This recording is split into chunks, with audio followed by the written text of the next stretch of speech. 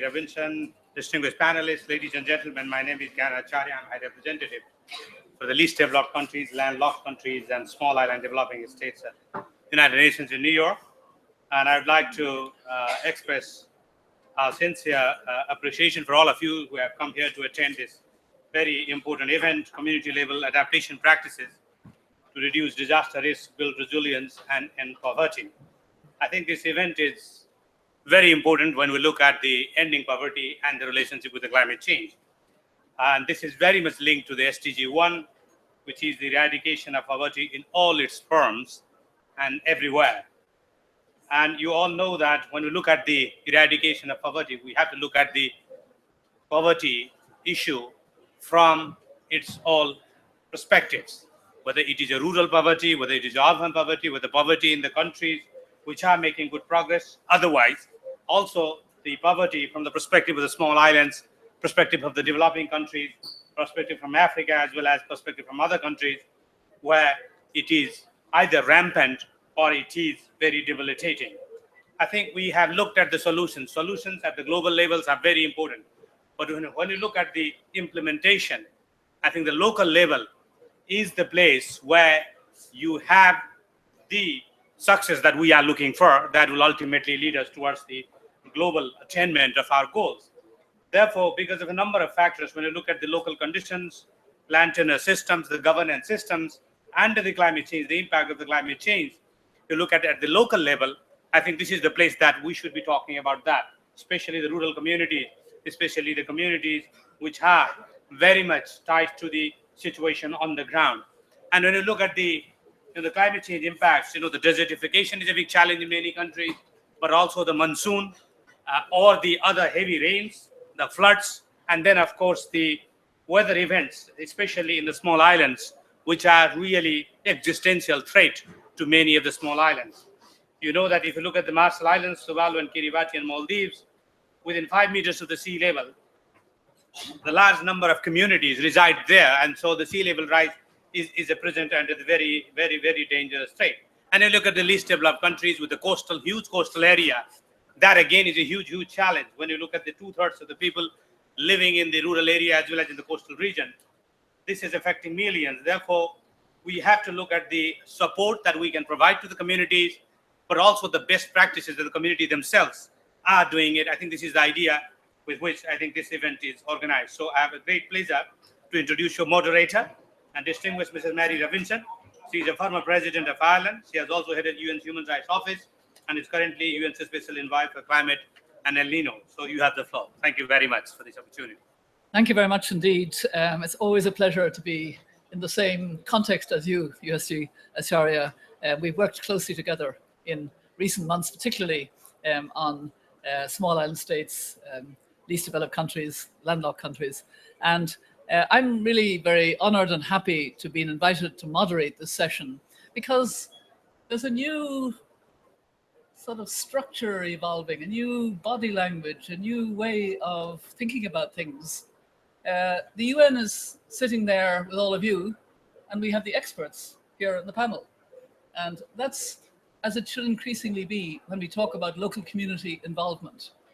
It's really important, and it is a breakthrough that the UN, and there are many UN bodies that have come together to plan this meeting, are willing to say, we have to listen to those who have more expertise of actually knowing on the ground how to work out adaptation, how to work out coping, how to really understand. And as we've heard from USD Acharya, SDG1 is very challenging. It's about the elimination of poverty in all forms everywhere. And that is a fundamental and necessary ambition for humanity. And achieving it isn't possible without attention both to climate change and disaster risk. Climate change has the power to push more than 100 million people back into poverty by 2030. That's from a World Bank report. On average, between the year 2000 and 2013, climate-related hazards affected 211 million people each year. That's a UN report in 2016. In 2013, over 90% of natural disasters were climate-related. And again, that's another report of 2014. So we already have powerful solutions at hand. Last year, you'll recall in the Paris Agreement, parties put forward an important adaptation goal. Governments also agreed that the Sendai framework for disaster risk reduction identifies a range of practical measures that can be undertaken by governments and stakeholders at national, local, and regional and global level in order to understand risk, to strengthen governance, to reduce risk, to invest in resilience, and to strengthen preparedness and early warning. These are solutions that have been tried and tested by governments around the world, but they need to be brought to scale and to ensure a very, very important principle and priority of the 2030 agenda that no one will be left behind. We also know that the way we approach this work is critical to its success. We know, we say it often, we don't do it enough. We know that the solutions need to be experienced at community level, and the community level actors need to be engaged in addressing the challenges. Successful responses integrate diverse approaches that build on community planning, rights-based approaches, full gender inclusion, risk management strategies, climate science, and institutional support, such as social protection. Achieving this at scale also requires partnerships across the public and private sector. And this is a lovely way to think about those partnerships because of the fact that it's a listening by the UN and agencies and partners to the experts who will be with me and whom I will introduce in a moment. The UN system continues to be a steadfast partner in this work and continues to bring a broad range of capacities to support countries. And this event, as I say, is brought together by the cooperation of a dozen UN agencies. The United Nations Plan of Action on Disaster Risk Reduction for Resilience, for instance, the UN system have committed to delivering a risk-informed and integrated approach to sustainable development. So let me come to the panelists, to what I call the experts in the subject that we're discussing, and let me introduce them for the expertise that they will, I hope, bring to the table, and then I will invite them one by one to make their 7-minute presentation, after which we'll have an interaction. Today we have the opportunity to learn from experiences on the ground of a range of really important experts on the impacts and the solutions of climate change when addressing SDG1. And right at the other end of the table is Nina Gwalinga, who will tell us about her work with indigenous youth and women in the southern Ecuadorian Amazon, currently threatened by new oil development. In the middle, if I may put it that way, is Prema Gopalan, who will highlight her 2 decades of experience promoting grassroots women's leadership in building community-led resilience in extreme climate-threatened poor communities in India. And between them is Tonga's Secretary to Local Government and Community Development Division, Samuela Foveat, who will be, he'll be able to reflect on his government's experiences in integrating climate change and disaster risks into community, addressing loss and damage from the social and gender dimensions. And next to me is Kenya's Director for Technical Services in the National Drought Management Authority, Sonia Ore, who will give an insight into the impacts and lessons in implementing his government's Hunger Safety Net program in Kenya, especially when scaling up to respond to drought. And I, because of my El Nino mandate, know the difficulties there and know that the La Nina may make it even more difficult in the short term because the rains may not come enough. So I'd be very interested in all of your comments. I'll be asking both the panelists and you yourselves as the audience, because we will have this as a participatory session, to reflect on how we can bring these risk-reducing solutions to scale more urgently. Secondly, what systemic and transformative changes are needed to successfully address the elimination of poverty under SDG1? And thirdly, how can the United Nations system contribute to this next phase of the work? So it's advice to the UN from the ground, if I could put it that way. And let me at this stage call on the first of our speakers and invite Nina Gwalinga to make her contribution. And as I say, I will be quite strict with the time because I want full participation. So 7 minutes. Thank you. Okay. Which one should I use? This one? This one? Yes. Okay. Hi. Thank you. My name is Nina Gualinga, and I am from the Ecuadorian Amazon. I'm from a small community called the Quichua people of Sarayaku. And I want to start off by telling you a little bit about the Sarayaku case. When I was about 7 years old, in 2003, an oil company came to my territory, to our territory where we live in harmony with nature. Because we are indigenous people, we depend on nature. And when this oil company came to Sarayaku to drill for oil, we said no as a community. The whole community of maybe around 1,000 people said no to oil exploitation in our territory. And the Ecuadorian government's response on our decision to say no to oil exploitation was to send heavily armed military forces to our territories to back up the company. They threatened our leaders, they beat our men, our women, they cut down trees in our sacred grounds to make helipads, and they buried 1,400 kilograms of pentalites. And despite this, we fought back as a community and we kicked out the oil companies. Actually, the women kicked out the militaries. The indigenous women of my community kicked out the militaries. And why did we say no to oil drilling? Because we had seen the horrible impact of oil drilling in nearby communities. We had seen how these communities had no water, they had no animals left, they had no fertile soil, they had no fresh air. And we wanted to preserve our rainforest and the soil and the clean water and the fresh air and the animals and all the biodiversity in our land for our future generations. And a lot of indigenous women are on the front lines of this struggle against the oil companies and against climate change. Why? Because we know that, and many scientists say that one of the main causes of climate change today is actually the burning of fossil fuels such as oil. And we have actively been struggling against this. Recently, I made a trip together with other indigenous women near the great river of Curaray in the rainforest. And we visited the communities by the river basin and talked to the people there. What is happening? What are they experiencing? Because in my community, we are already experiencing the impact of climate change. And normally, every 15 to 20 years, our rivers flood.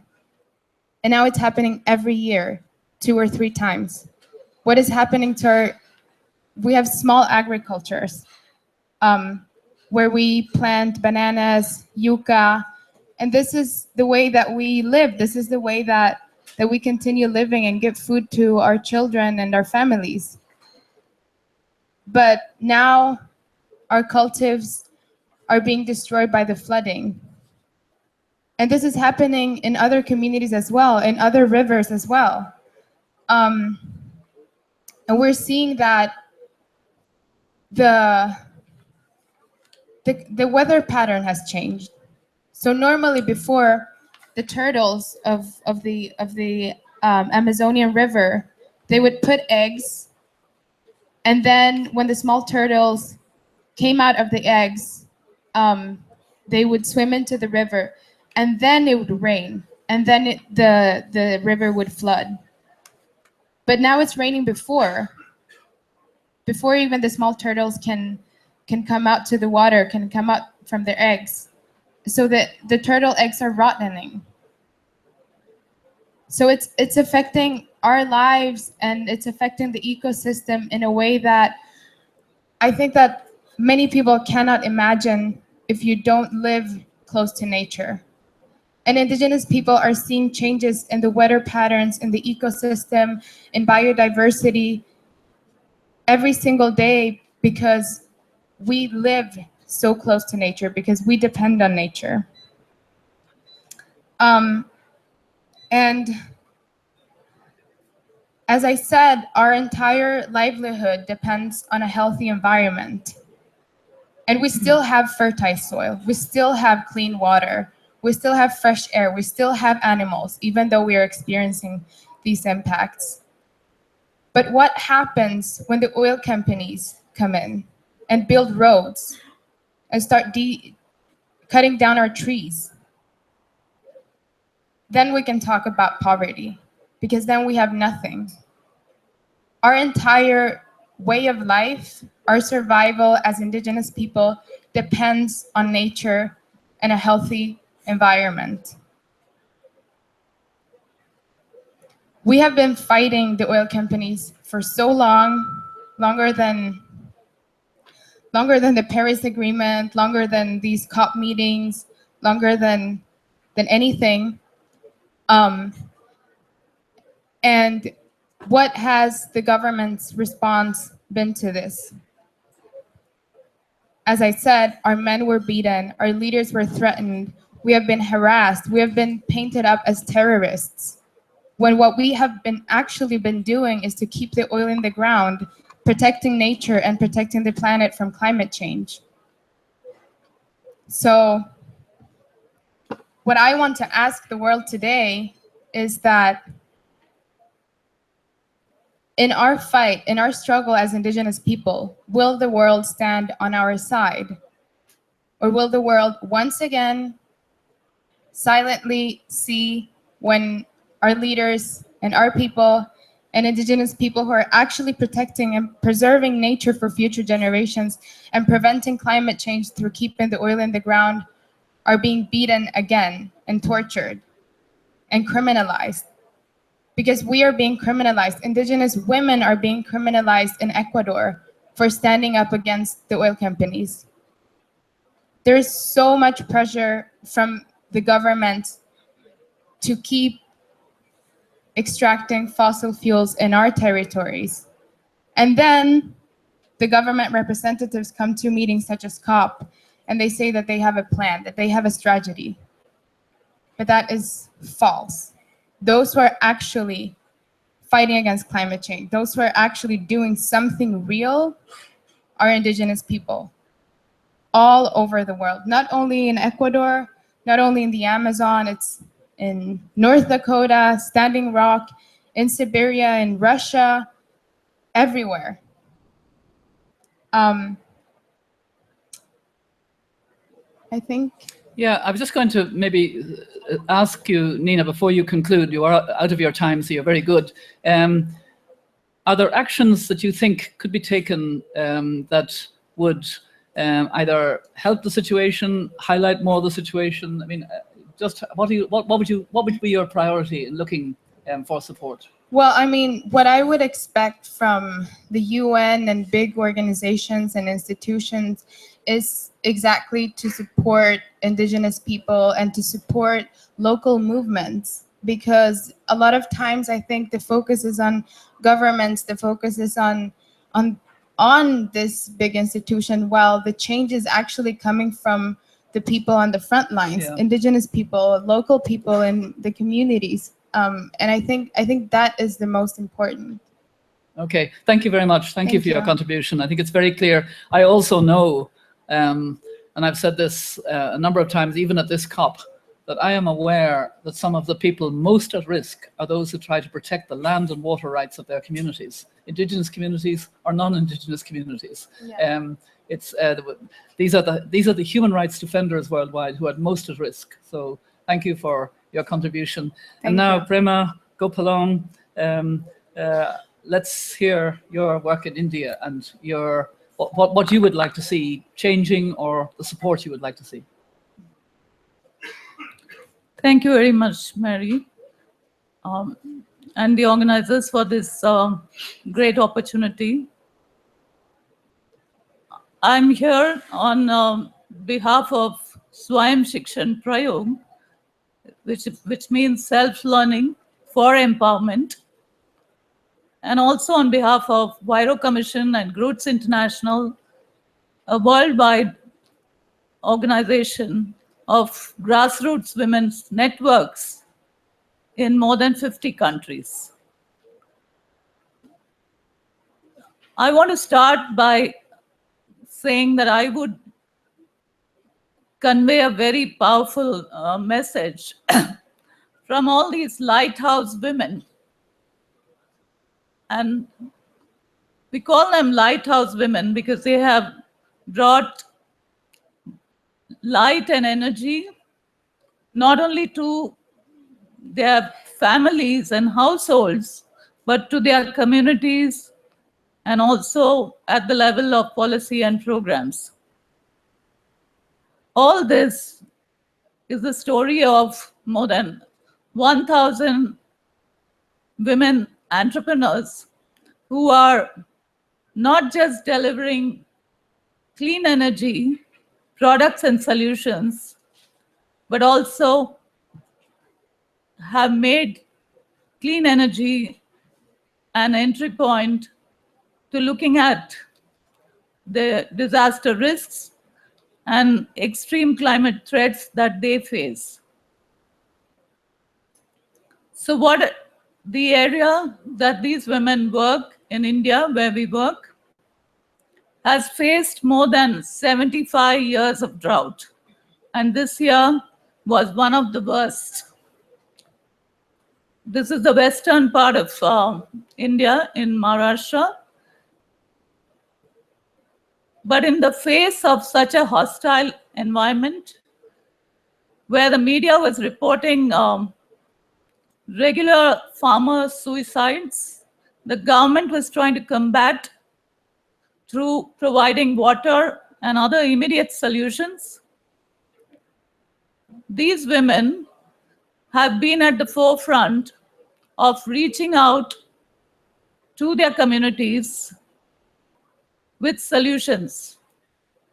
So in the face of a hostile drought, these women were part of the solution and not part of the problem, as you can see. How did they do all this? And where did they get the courage and the motivation to keep doing this, as we have experienced in our work for the last 2 decades? So these communities have faced crisis as usual because their areas are vulnerable, but the communities and women are not vulnerable. Yeah? So they have shown this by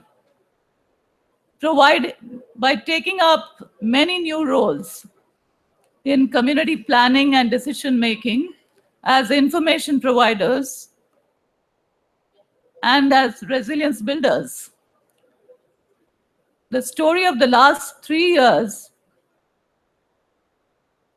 and the last decade has been that we started our work by co-creating a cook stove in the clean energy space with BP Energy, British Petroleum. They wanted to enter India, speak to the women, and listen to them on what challenges they have. You must be really aware that 1 out of 8 global deaths that occur are due to indoor air pollution. And primarily, this hurts women and girls. So the idea of having a cook stove that would have clean energy, that would provide smokeless kitchens, and that would be, help the health and productivity of all these people, was the idea which came from women on how to do it. BP Energy prototyped a cook stove with us and also said, why don't you get the women to market this? So the women organized to make a company, and more than 500 women came together 8 years ago and reached out more than 70,000 cook stoves to families, saving more than $500,000 every month on fuel, and they saved more than 8 hours a week, women and girls. The girls started going back to school. The women could go back to their productive activities because they didn't have to spend so much time on cooking and fetching fuel, which they would, just fetching fuel and water would take them at least 3 to 4 hours a day. And we realized that this was just the starting point. Again, in the last 3 years, we had the opportunity to add more than 1,100 women, and in new areas, taking us to the east of India in Bihar, where many villages are unelectrified. Almost 98% of the households, the poor households, use only biomass as their fuel. And what these women, who we call Sakhis, or friends of the community, what they did was to motivate over 200,000 households in the last 3 years, almost reaching the message to more than 1 million people on how they could, from just non-users, people had never understood the concept of green energy in their communities. They motivated them to become not just users, but adopters and then promoters and champions. So we had women who have embraced community leadership, and as shown in the drought situation in this last year, they combated disaster risks and climate change with a central view of how they could sustain this through diversified livelihoods, whether it was in agriculture, whether it was in clean energy, and they conserved water resources. So they went on to do many things. The starting point was that they started with becoming clean energy entrepreneurs, but they went on to revive water sources, shift their communities from chemical to organic agriculture, they protected their natural resources, and even came up with quite a few innovations. That's why we call them our lighthouse women. And our effort has been recognized by the UNFCCC. We are award winners tomorrow. Prema, can I just ask before you finish, because you are out of time again, and thank you for that, for recognizing I just that. have one sentence. What I wanted to ask is, you have now, a listening UN, if I could put it that way. There are a dozen UN organizations who've helped to create this panel to listen to. What sort of supports do you think would help the kind of work that you've been doing in quite difficult circumstances? And I understand all of it. I'm on the lead group of the Clean Cook Stoves Alliance, and I know how important it is. And you've diversified livelihoods. You've done a lot. What would help? So I think it's really important. The message that these women, thousands of women, are giving is that we should leave COP with recognizing that women are no longer the end users or beneficiaries, but they have to be recognized as full partners, and we have to leave here with partnerships and financial mechanisms and resource support that allow women and communities to drive accountability of all the agreements that we've done here. So it has to really be a bottom-up movement where we include women and communities who are in the most affected areas. Thank you, Prema. Thank you very much. Now I turn to the first of our male contributors, Samuel Pohiva, to talk about his work in Tonga. Samuel. Thank you very much, Madam Moderator. I think it's been a very interesting panel so far, listening to the various discussions. But I would like to talk about what we have done in our government in Tonga, in the Ministry of Internal Affairs and Local Government and Community Development, and the expansion of Tonga and local government and community development, leading towards a community-led and participatory and inclusive development in order to achieve resilient development on our path for sustainable development, is to really bring that bottom-up approach into developing Tonga's national strategic development framework for the next 10 years. And in beginning to do that, we began about 3 years ago on the process of integrating climate change and disaster risk into community development plans in order to provide a risk-informed development and also a human rights-informed development. Why we take an important significance in human rights approach and human rights-based approaches is when unpacking risk and vulnerabilities, you will find that the underlying causes of risk and vulnerabilities are really based on gender and social dimensions of risk and vulnerabilities, and social issues and inequalities that are pre-existing, that are exacerbated by climate change impacts and disasters. And these are especially in the protection of fundamental core human rights, such as the right to life, safety, and dignity with non-discrimination, and access to basic necessities.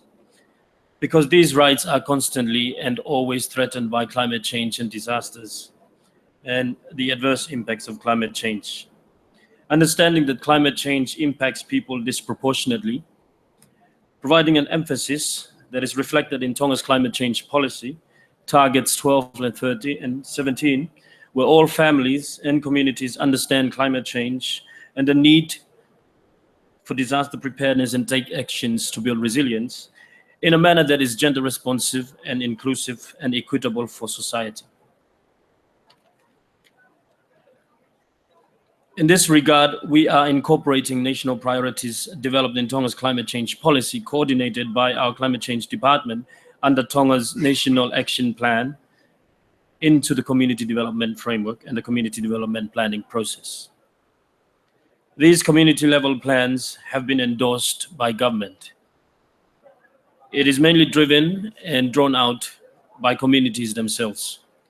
And the role of our ministry and local government is to facilitate people in the right direction, and people will essentially bring out key priorities for actions. However, there are some challenges within the process of integrating climate change and disaster risk into community development plans, is that it requires an intensive process of institutionalizing climate change and disaster risks in local governance and community development priorities, which would require strong and committed partnerships with NGOs, civil society organizations, women organizations, development partners, and regional and international agencies. These activities, and in the process of institutionalizing, will have to be budgeted for. And so sourcing of funding and financing is also important.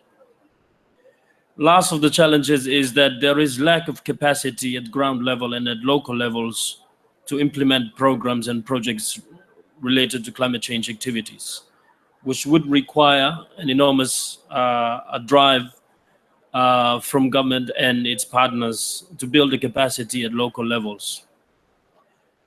However, we have managed to complete 136 villages and community development plans with the integration of climate change and disaster risk into them. And that has been the success so far. Yet we are looking forward to the completion of remaining 21 communities that would need to begin early next month.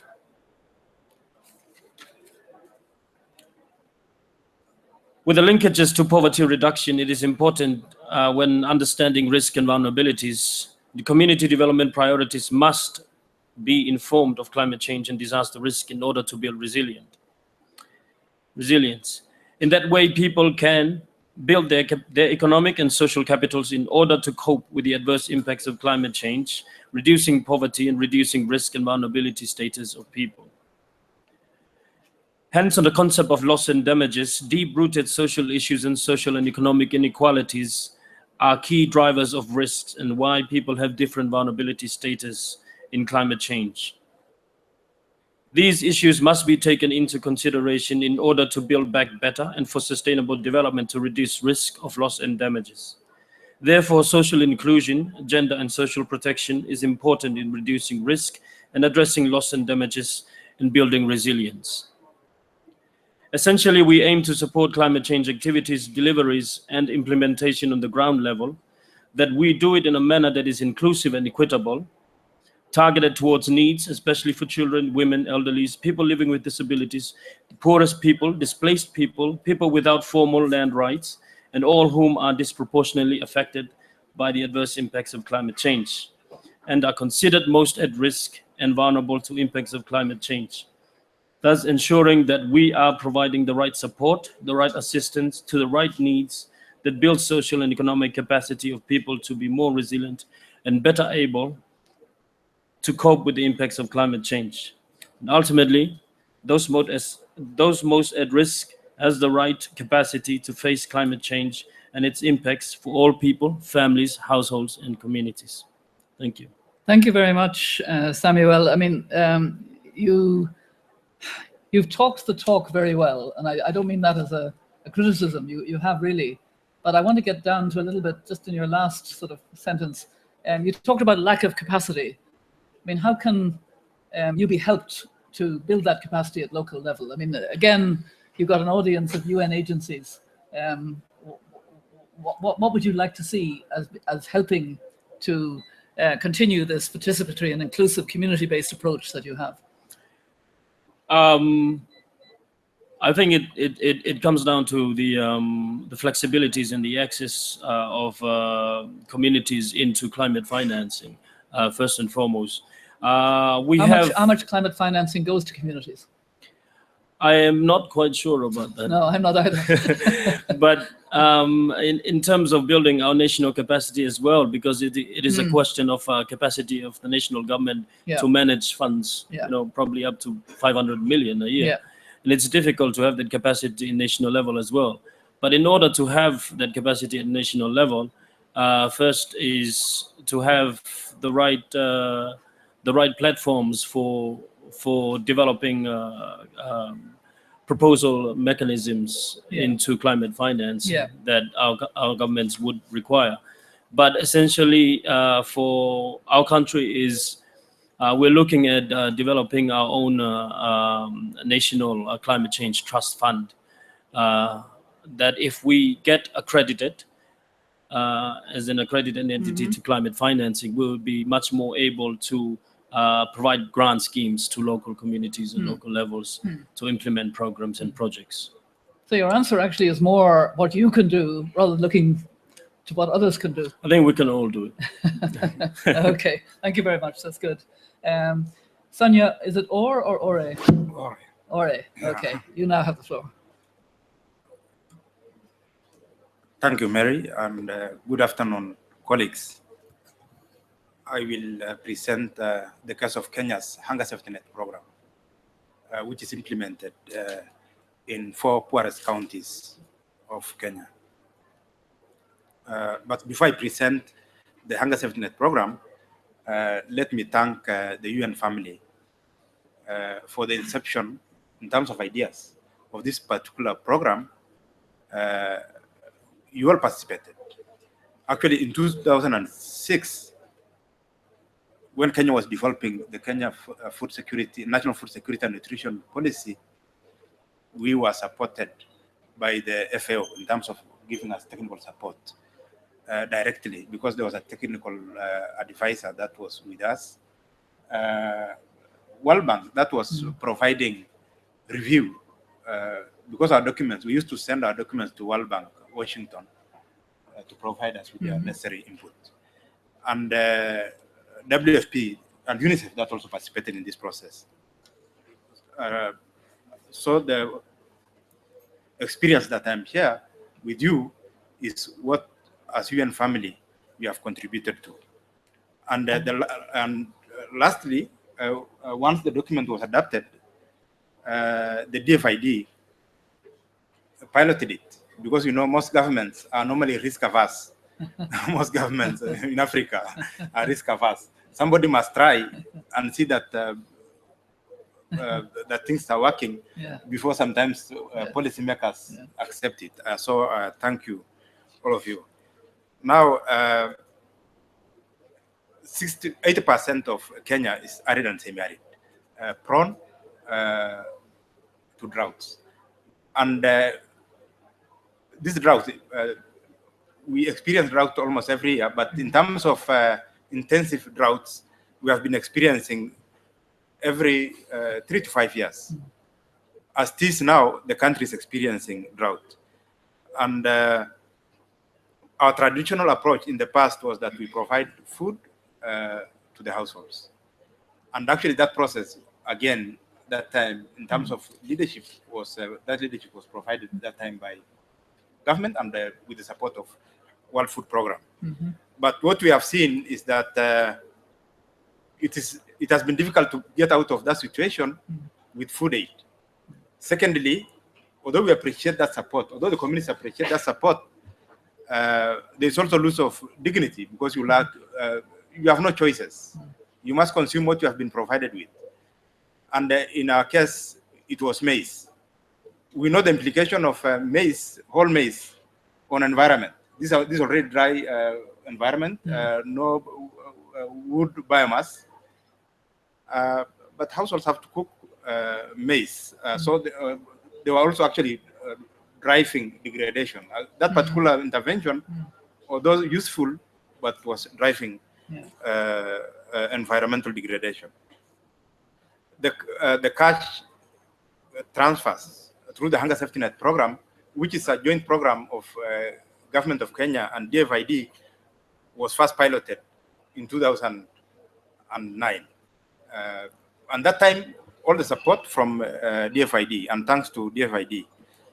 But in 2013, Kenya government then took leadership. It owned the program, and it is currently implemented by the National Drought Management Authority. And at the moment, as it is now, this financial year, the contribution of DFID and Kenya is 50-50, equal contribution. We have been doubling our contribution actually every year, and we hope by next year the Kenya government will provide more support. In terms of what is the impact of this particular program on the households, I think that's what all of us need to know, is that households, once provided with an opportunity, are actually rational. Every human being, once provided with the right opportunity, is rational. And from our experience, households, although poor, will spend about 60% of that cash transfer on food items, because of course they are very poor. But they will also invest on resilience building initiatives. Some such initiatives include micro businesses. Some of them, particularly women, come together as groups, small groups, and invest on trade. And actually, they have also started saving schemes where they save and loan to each other. They're also investing on education. They know that in the long run, the solution to their current situation is education. Education will take some of them away from that particular livelihood, and it also creates opportunities. And nearly all households with school-going children invest part of that money to pay either school fees or transport for their children. So it is an incentive for them to take their children to school. They also invest in terms of their resilience, in terms of their capital assets. For the pastoralists, I need to perhaps state this, is that in that region, which is actually 80% of Kenya, the main livelihood is livestock keeping, which is, again, prone to droughts. Yeah. And if I share my own experience, as a child, the young men are the ones who keep after animals. And they move with animals because they are pastoralists. They have to move with the animals. The elderly people, the father, mother, and the small children remain at home. And it's during that drought that the animals really go far. And I remember one time my father making, and we have to make the shed for the sheep and goats, or camels or goats, a very big shed. But when the animals came home, because it was after drought, there were only so few. Yeah. So from riches to poverty, and that's the cycle. This year, we're experiencing drought, and many households will still experience similar experience. This is what we hope to take communities out of, such that because with the cash transfers, the other impact is that you are introduced to the cash economy, to the wider market, to the banking systems, and I think one of the major benefits of the cash transfers, which sometimes, of course, might not be noted easily, is support to the market systems. At this, in Kenya, we are now experiencing La Nina. At this time of the year, period, in time, the markets will have collapsed. Most of the small businesses will have moved out of their businesses. They will not come back. But with the regular cash transfers, the markets are supported to function nearly optimally. So it's a safeguard also to the markets. But what does it require for us to have a community-based system that's responsive to early warning? In the Kenyan experience, we must have a policy, early action, no regrets policy. And for you to do this, you must have set aside funds. Set aside funds for early response, because without that, you cannot respond. We must also do contingency planning with the communities, disaster risk contingency planning with the communities, building scenarios, and based on those scenarios, then determine how to act and what resources are available at what level, at the community level, and who is to come on board at what time. Yeah, I can see I'm also for short my time period. Maybe a last thought about obviously Kenya is seeking to be more involved in solving its own problems, less dependent maybe on, but still, in thinking about supporting community-based, do you have any points about how that could be better supported by partnerships involving UN and others? We actually consider our partners important at every stage. Yeah. Even as a country, we provide that leadership because we know there are possibilities of losing your gains. Yes. And with the UN framework and with the partnership and friendships, we can always remind each other that we are all committed to this particular cause. And as in Kenya, there's very strong collaboration between the UN family and the government. And actually, we also learn from the UN system in terms of delivering as one. We in Kenya we are also saying delivering as a whole. So one and the same thing. So where we want UN support is upscaling, because currently we're only in 4 counties. We need a strong commitment, and actually even now, for us, because I work for the National Drought Management Authority, and I know that there's a possibility of losing what you have.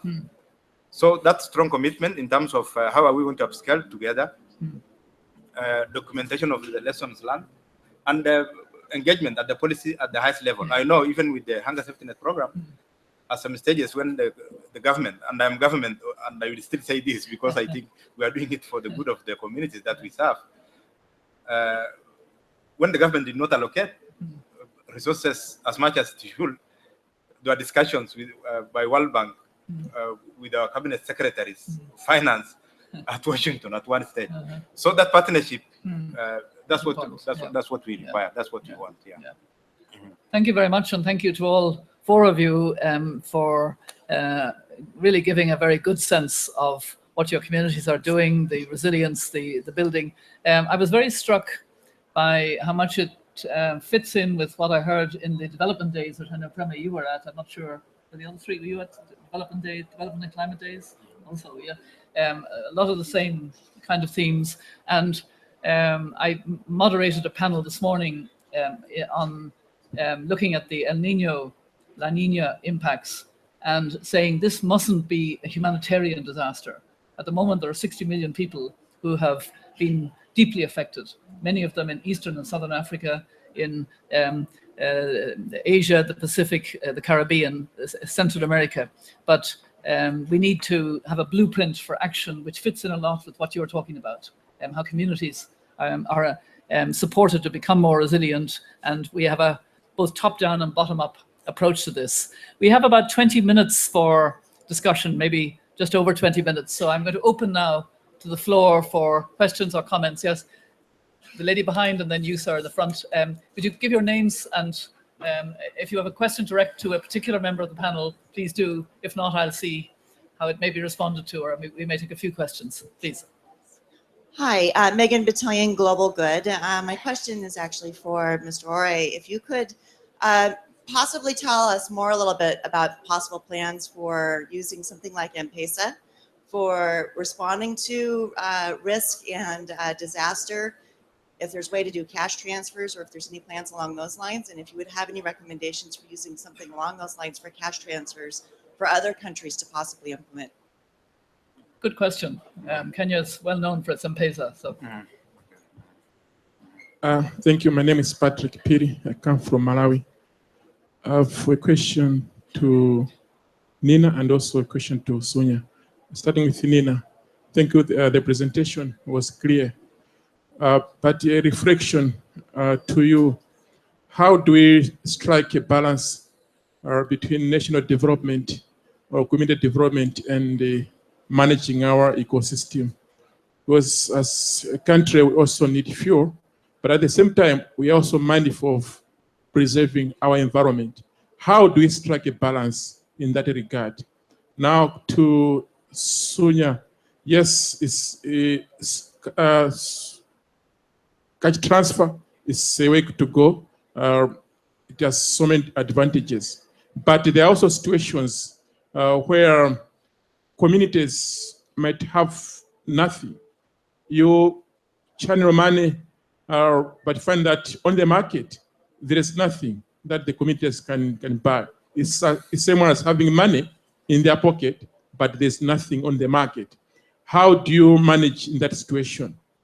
And on the same, some people say that if you give food to, say, to a man, you are sure that this food will come to the house. But if you give money, this money can be abused or through the drinking beer and all that. So what's your monitoring system to make sure that the money that is channeled to people really is going to the intended activity? You mentioned it, like paying school fees, going to other development aspects. How do you monitor that? We would want to hear about the monitoring system that is there in place in Kenya. Thank you. Thank you. I think these are good questions. Thank you, Patrick. I'll take your question afterwards. I think we'll just deal with these two, and then I'll come back to you.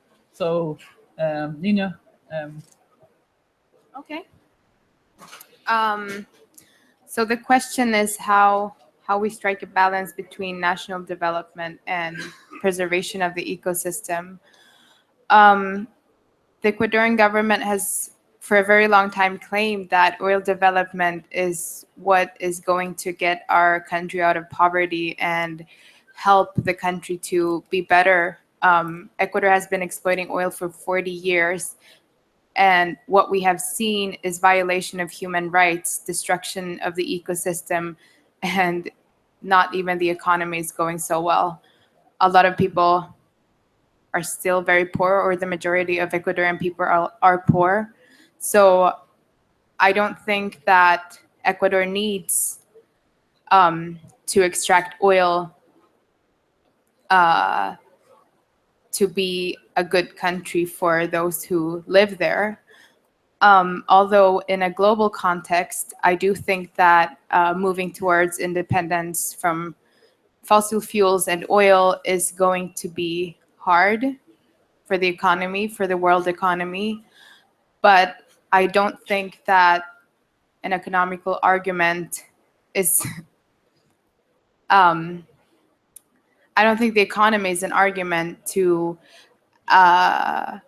not do something about climate change, because we, especially we as indigenous people, we feel it, we live it, we're seeing it every day. And it's going to be a hard task for humanity to move towards fossil fuel independence and other energy sources. But I think that it is something that we must do, even though it could and it might and it probably will be tough for the economy.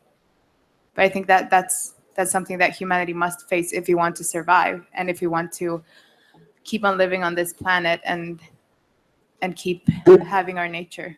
Would it help if there was more understanding of the need to give more transfer of technology and support for renewable energy in a country like Ecuador? Yes. Yeah. Yeah. Okay. Sonia, would you deal with the two questions? First of all, the broad question on PESA and how Kenya might also share this approach with other countries, and also, are you sure that it's not being spent on drink and?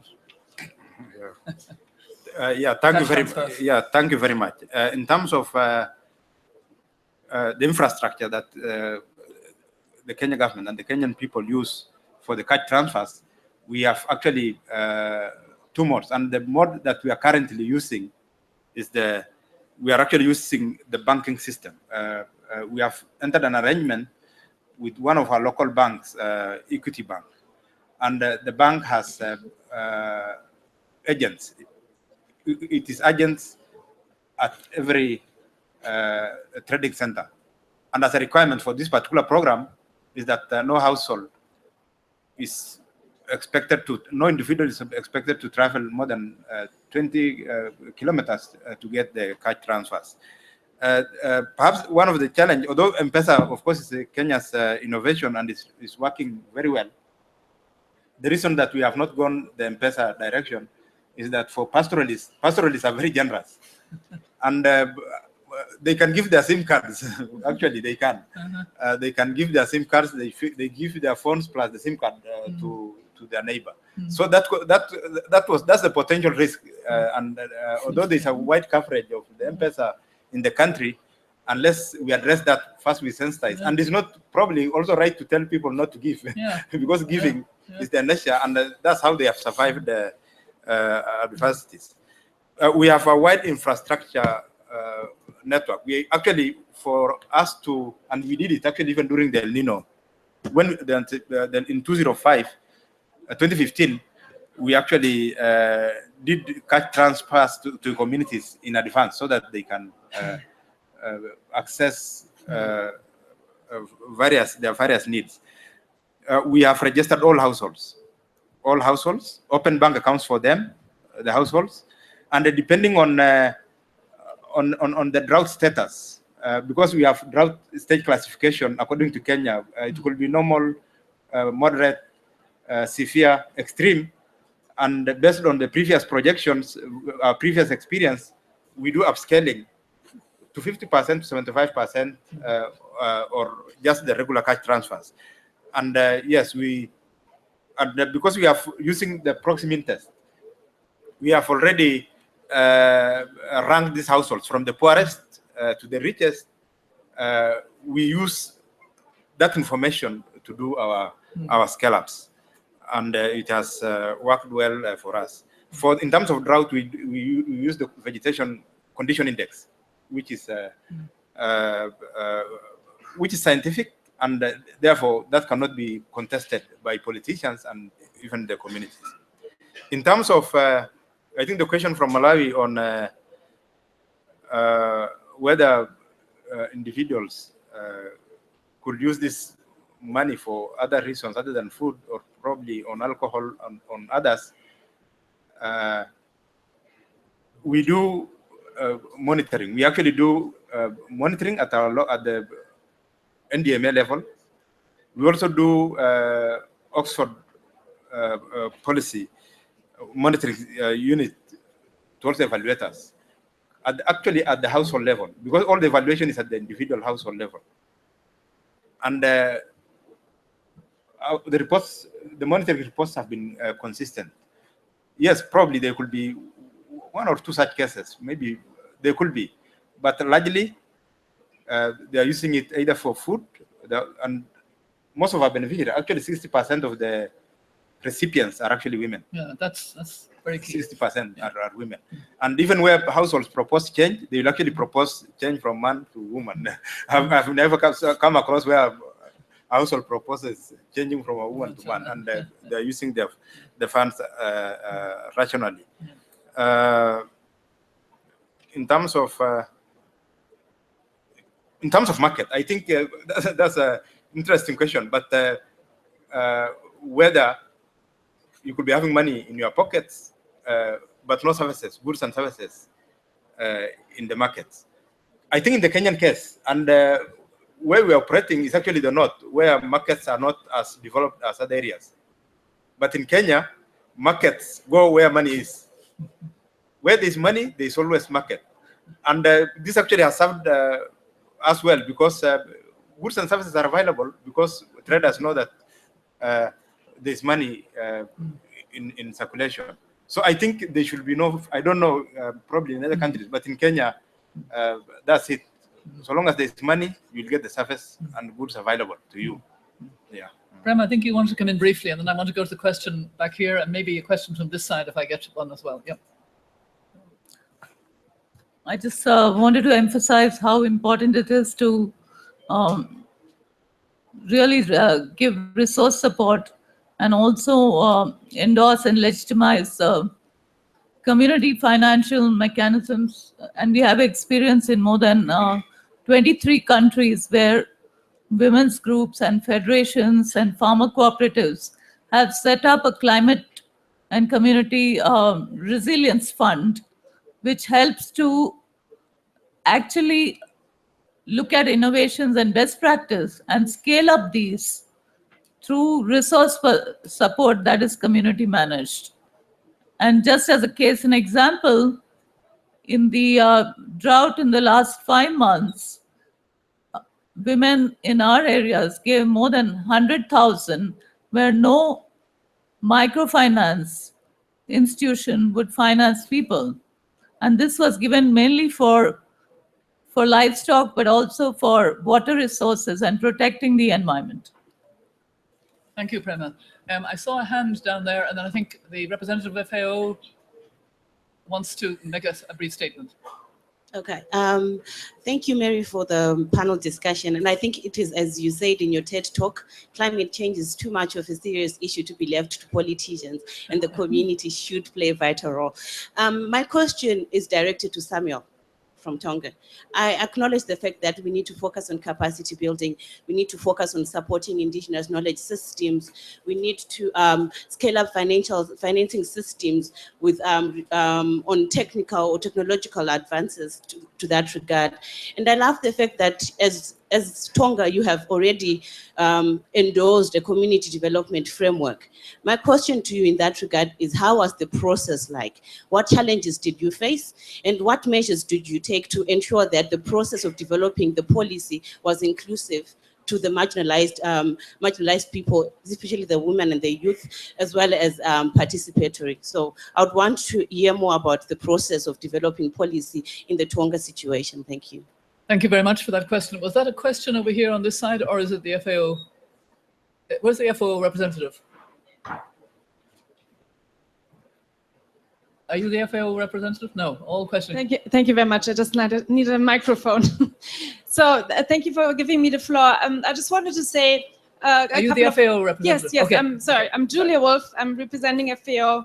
I'm a climate change officer, and we've been supporting the preparation of this event. So let me just compliment you to the event so far. And from our perspective, it's very important. And you can also see the discussion, and in particular in the first week of COP22, how much importance was given on the agriculture negotiation. So that's just an invitation to say, well, when we are serious about reducing vulnerabilities, increasing adaptive capacity, it's very important to bring the disaster risk management community together with the climate change and the agriculture discussions, because in many cases, and I'm sure countries agree to that, it's the same, working with the same people, working maybe with the same institutions even, or it's separate, but this coordination and coherence is of extreme importance. I brought for today's meeting 3 key messages, just to say the agriculture sector plays a key role in sustainable development and also addressing the SDGs. So that's a new challenge for all of us, or it's a renewed challenge. Just to flag, almost 80% of the world's extreme poor live in the rural areas and are most dependent on agriculture-based livelihoods. Globally, agriculture sector contributes significantly to employment, youth development, poverty reduction, food security, as well as a key driver, a backbone of many national economies. That's kind of my first message, and that's also underlined by the high incidence of country proposing NDCs and flagging the importance of the agriculture sector. So that's what we're here also to understand. My second message is climate change and extreme events have a major impact on agriculture production, food and nutrition security. So we estimated that globally the cost of disasters worldwide has reached an average of 250 billion to 300 billion every year. So that's really a big number. For climate-related disasters such as floods, droughts, tropical storms, 25% of all damages and losses is on the agriculture sector. My third message is FAO supports countries on integrated climate adaptation risk reduction approaches for climate resilience, including shock and responsive social protection. So that includes work related to climate-related hazards, food chain approaches, and proactive crisis. We work with many of the partners here in the room without naming them, so I really appreciate our joint work and our increased efficiency to work with countries, for more sustainable development and poverty reduction. Thank you very much. Thank you very much for that. Now we have a question here, but I also want to get, I saw a hand on this side. Was it in the front row there? Yes, okay. We'll take that as a second question. I think we'll have time for one more round if people like to think of further questions. Yes, please. And please give your name and yeah. Yes, thank you. My name is Lulu Johnson. I'm a member of parliament from South Africa. I'm chairing a committee on water and sanitation. I've been attending this conference of parties. It's probably the 4th or 5th one now, having also attended globe meetings, a few of them. And clearly, at the end of the day, I'm seated here wondering what transpires at the end. I'm listening to the stories which basically gets to be the issue. You hear all these stories and some of them are being patronized by some of us here. At the end of the day, you go back home, it's business as usual. There could be some aid here or there, but it does not empower. The point is being made about one of the streams in this whole process of negotiation, being capacity building. Of course, key there is education. There's very little content in that regards. But at the end of the day, we have to talk about adaptation. Water is one of those. But water and that whole climate change fund, Green Climate Change Fund, is by and large literally going towards the direction of those that must make business out of it.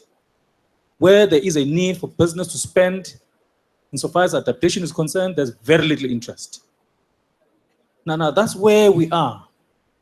God knows how far must we still go. I'm sitting here trying to imagine myself whether or not should I really go back and attend any future such meetings.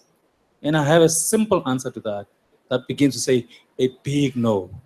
Precisely because you come here and just waste time. Listening to each other, it ends there, you go back home, it's business as usual. Thank you. Okay, I think you made your point. Anybody else? Any third question, or at least an actual question this time? Yes, at the back.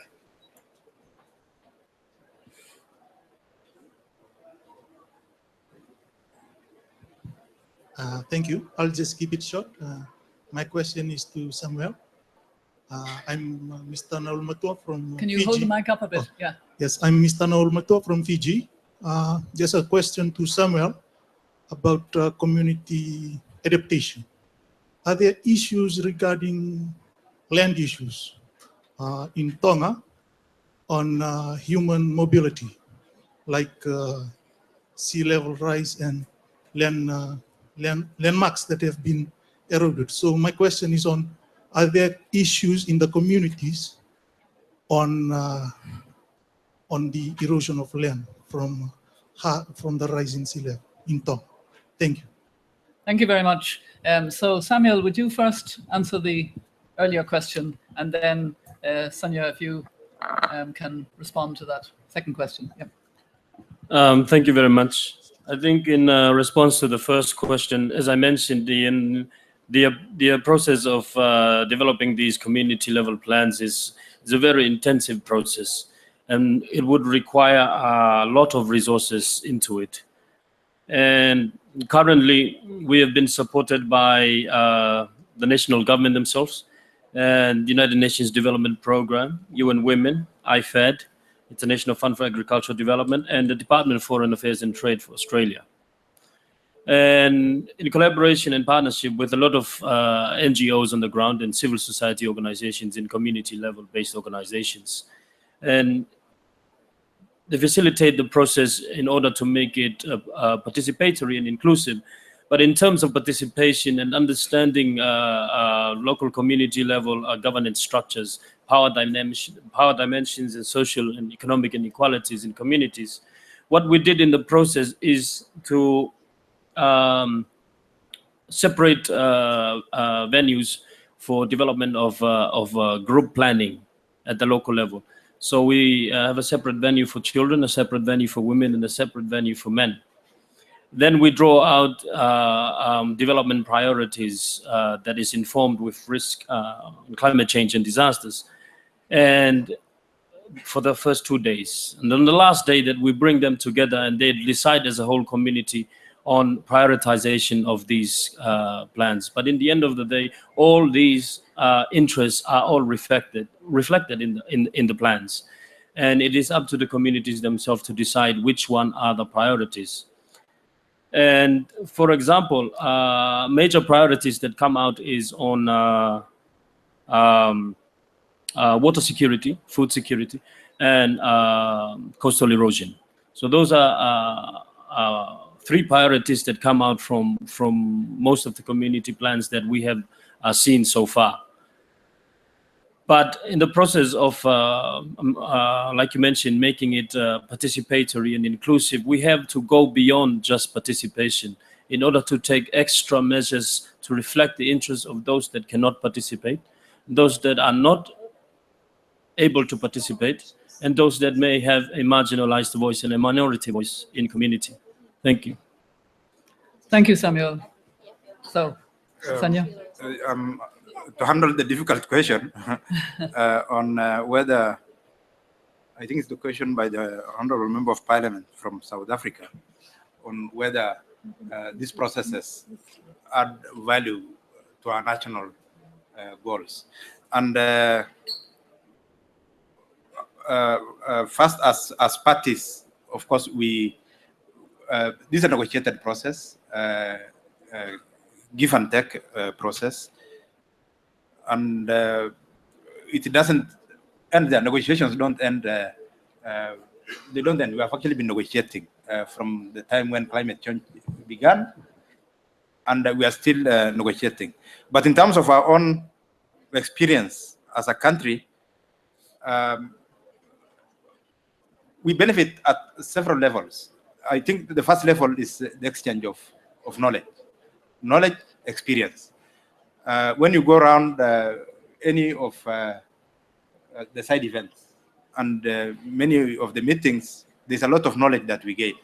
And we also build networks out of that.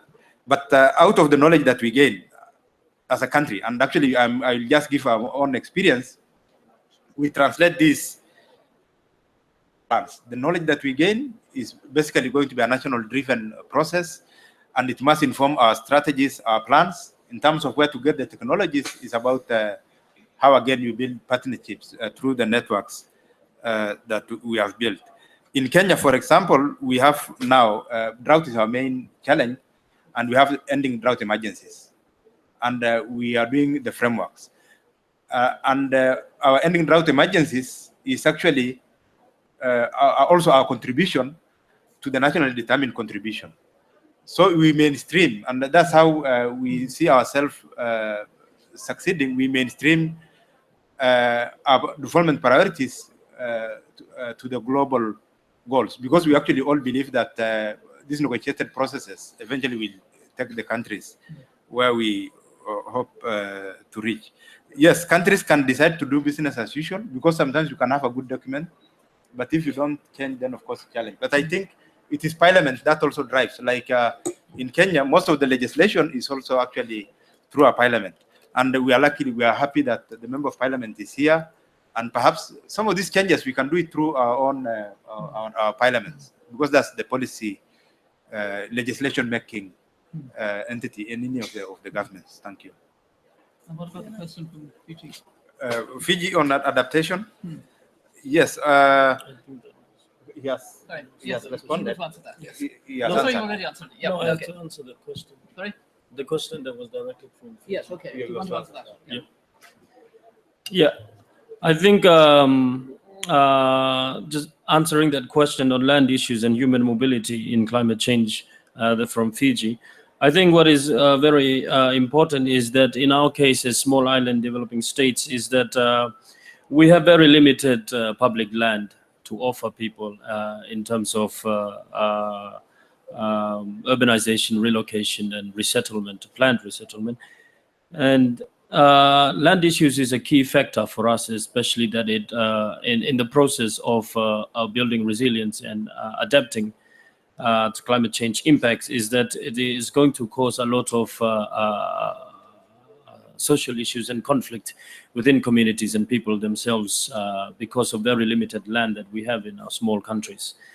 But in terms of human mobility, we are looking at a lot of gaps in information that would require us to really track down and identify where people are and what they need in order to survive in the face of climate change. But I think also just to make a comment about what the member of parliament has raised about the issues of accountability and transparency in governance, where all this financing are going. I think it is a very important message that needs to be put out here in COP. But I think in our experience in Tonga, we, because of the endorsement of our community development plans, it is easy to access climate financings through this community development planning process. And we pick out the common priorities from these community development plans and send them directly for climate financing. With the support of the South Pacific Regional Environmental Program to write up proposals to finance facilities like the Green Climate Fund, for example. And we look at partners like UNDP to help us on the capacity to write up proposals into climate financing in other venues for resilient development as well. But in the case of being accountable and transparent, and to really identify that the impact and the benefit goes directly to communities themselves, is to draw out it from the community development plans themselves and take them directly into financing negotiations. Thank you. Thank you very much. And I'm afraid we have run out of time. I just want to make some concluding remarks. And I too would hope that the distinguished member of parliament, who was very skeptical when he spoke, is perhaps a little bit reassured, because I actually agree with the responses of the panelists to his skepticism about the value, because I think there are great opportunities, even from what we've heard today, opportunities both to scale up and to accelerate action. The power of supporting local movements, and we heard that very much from Prema, and the risks of not supporting them, as we heard from Nina, the risks of leaving a community on its own to try and combat an oil company that's supported by a government and that is undermining all their values and their livelihoods. Nina and Prema have also shown how important it is to ensure inclusive rights-based climate action. Indeed, that was also something that Samuel and Sonia emphasized, that benefits all persons, particularly those most vulnerable to the impacts of climate change.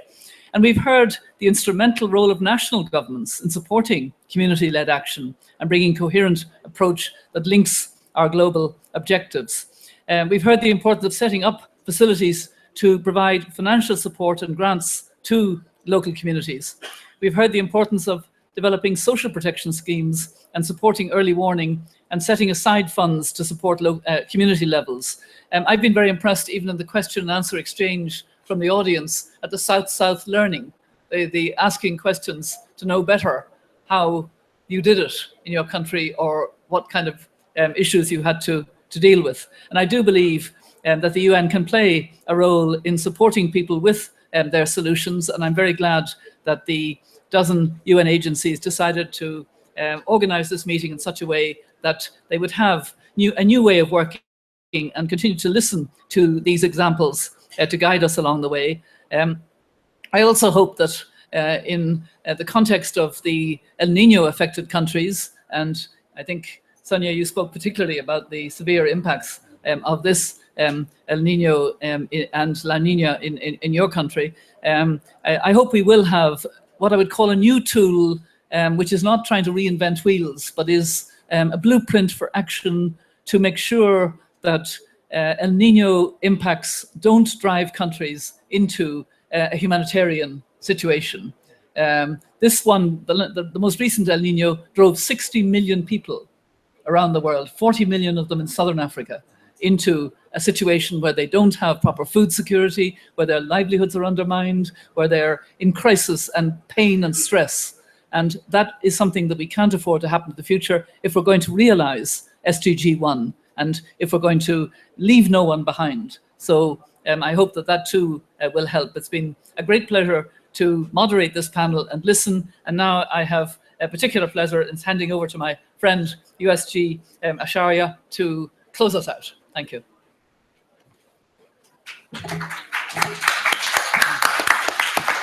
Thank you very much. I think Mary and the distinguished panelists deserve our sincere thanks and gratitude for bringing out the issue.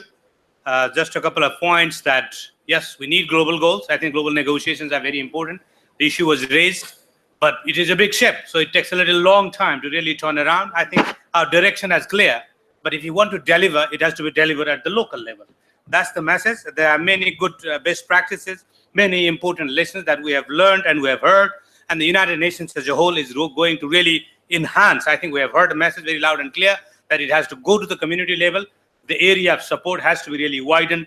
Of course, working together with the government at the central level, but again, bringing together the communities, the local level, the actors into the mainstream of our development and adaptation, as well as climate change resilient economies around the world. Thank you very much for your participation. Okay. Oh, it's a pleasure. It's really a pleasure.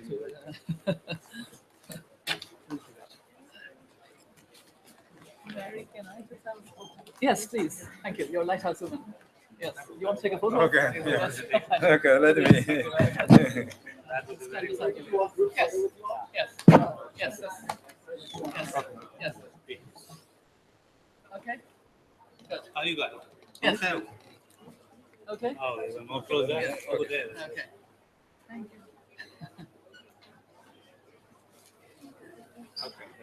Okay, very good. Oh, Thank you very much. Thank you very much. Thank you very much. Good example on the ground. Thank you very much. Thank you very much. I know the lighthouse initiatives and others. Terry is also working on some of those issues. Are you working with the Terry or no? This is a separate one. Yeah. Okay. What about it in the south? In Maharashtra, you talk about. Oh, I see. Okay. Thank you very much. I'm from Nepal. I'm from Nepal, so I know. The smoke is probably going everywhere in Nepal and Bangladesh. Not enough, of course. I'm not. Oh. Oh, really? Really? That's. But it is catching up. I know. I mean, the new people are going very well. Oh, okay.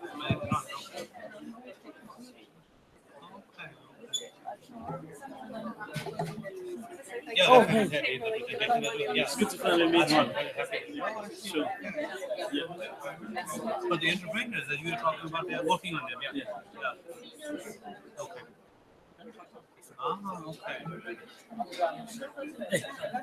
Thank you. Okay. Saturday. Right, of course. That's the biggest distortion that we have. That's the biggest Deputy Prime distortion. That's Minister's true. here. That's true. Just arrived yesterday. Yeah, but undermining the whole effort. Yeah.